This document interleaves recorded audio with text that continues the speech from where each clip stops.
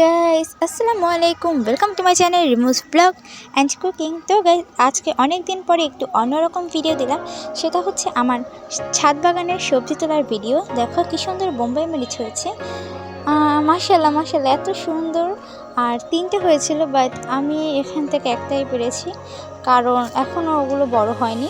আর অনেকগুলো টমেটো হয়েছিল, বাট টমেটোগুলো পাকেনি দেখে আমি আজকে সেগুলো তোলার ভিডিও তোমাদের সাথে শেয়ার করতে পারলাম না। আর আমার ছাদ বাগানে কিন্তু অনেক অনেক অনেক পালং শাক হয়েছে, মরিচ হয়েছে, বেগুন হয়েছে, আরও অনেক অনেক সবজি হয়েছে। বাট যেগুলো আজকে বড় হয়েছে আর পেকে গেছে সেগুলো কি আজকে আমি তুলবো।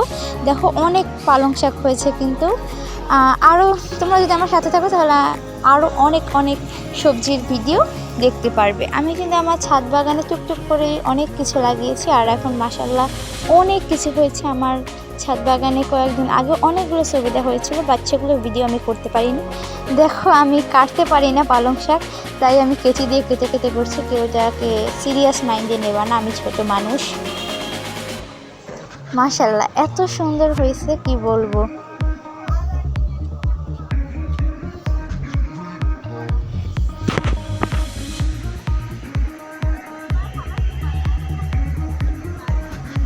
আজকের ভিডিওটা একটু লং হবে, কিন্তু তোমরা যদি আস্তে আস্তে ভিডিওটা দেখো তাহলে ভিডিওটা বুঝতে পারবে আমি আমার ছাদ বাগানে অনেক কিছু লাগিয়েছি।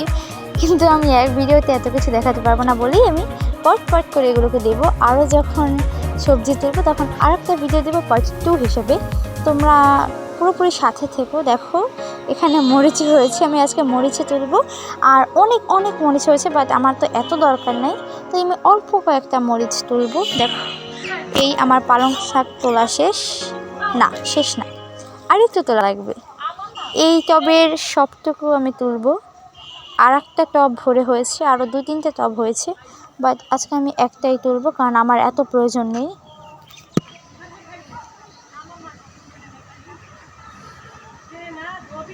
তোমাদের কার কার পালং শাক ভালো লাগে, বেগুন ভালো লাগে, আমাকে কমেন্ট করে জানাবে।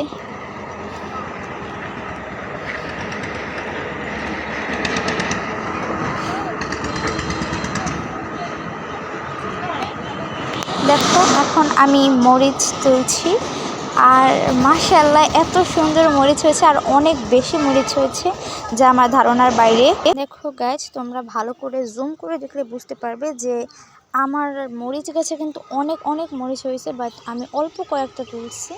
যা দেখতে পাচ্ছ পুরো গাছটা ভরে গেছে মরিচে, কয়েকটা পাতা দেখা যাচ্ছে, এরকম অবস্থা। আমি এখান থেকে বড় বড় মরিচগুলো তুলছি, আর ছোটোগুলো আরেকটু বড় হলে ওগুলো আবার পরে আমি তুলব। আর আমার পরীক্ষা ছিল, তাই আমি এতদিন ভিডিও দিতে পারিনি। নতুন বছর, পড়ালেখার অনেক চাপ, তার ভিতরে আমি তোমাদের ভিডিও দিচ্ছি। এটা ভেবে আমাকে একটা লাইক করে দিও, আর চ্যানেলটাকে সাবস্ক্রাইব করতে ভুলবে না প্লিজ।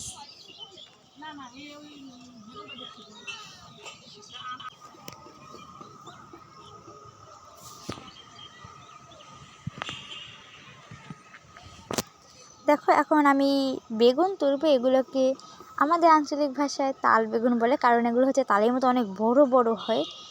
আর লম্বা বেগুনগুলোও আছে, বাট সেগুলো এখনও বড় হয়নি। অন্যান্য গাছেও বেগুন হয়েছে, বাট এগুলো হচ্ছে একটু বড় হয়েছে দেখে এগুলো আমি তুলে ফেলছি। এটা পাকেনি তারপরও। দেখো গাছ, আমি চাকু দিয়েও এটাকে খুলতে পারছি না, মানে ছিঁড়তে পারছি না। এরপর আমি কেচি দিয়ে আস্তে করে হয়ে গেল। আরও একটা আছে গাইস, আমার আস্তে আস্তে করে, মানে একটা একটা করে আমার বেগুন হয়। সো এখন আমার 2টা হয়েছে দেখে আমি 2টা তুলছি। চলো আমার ছাদ বাগানের ওই সাইডটা চলো, ওই সাইডে আমি আরও বেশি জিনিস লাগাইছি। এই সাইডেও টমেটো গাছ আছে, আর লেবু গাছ ছিল, কিন্তু লেবু এখনও হয়নি, আগে হয়েছে আমি খেয়ে ফেলেছি। এই দেখো গাইস, বিসমিল্লাহ, এত সুন্দর। দেখো বেগুনটা কত বড়, এই কারণে এগুলোকে হয়তো আমাদের ভাষায় তাল বেগুন বলে। আলহামদুলিল্লাহ গাইস, আমি অনেক কিছু পেয়েছি আমার ছাদ বাগান থেকে, সবই সবুজ সবুজ, শুধু একটাই হচ্ছে বেগুনি কালার। Subscribe, by.